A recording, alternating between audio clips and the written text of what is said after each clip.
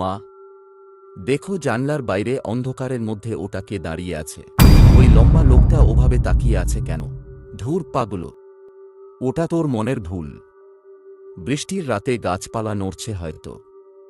ভয় পাস না সোনা, চুপচাপ বস। মা, দরজাটা নিজে থেকে খুলে গেল। ওই লোকটা, ওই লোকটা ঘরের ভেতর ঢুকে সোফায় এসে বসেছে। মা, ওর শরীর দিয়ে জল পড়ছে। বাঁচাও মা, একদম চিৎকার করবি না রনি। হ্যালো রনি, এই তো ট্রেন থেকে নামলাম। বাড়ি ফিরতে আরও আধ ঘন্টা লাগবে রে। মাকে বলিস একটু কফি করে রাখতে। বাবা, তুমি তো ট্রেনে। তাহলে তাহলে আমার পাশের সোফায় ওটা কে বসে আছে? আর মা কেন বলছে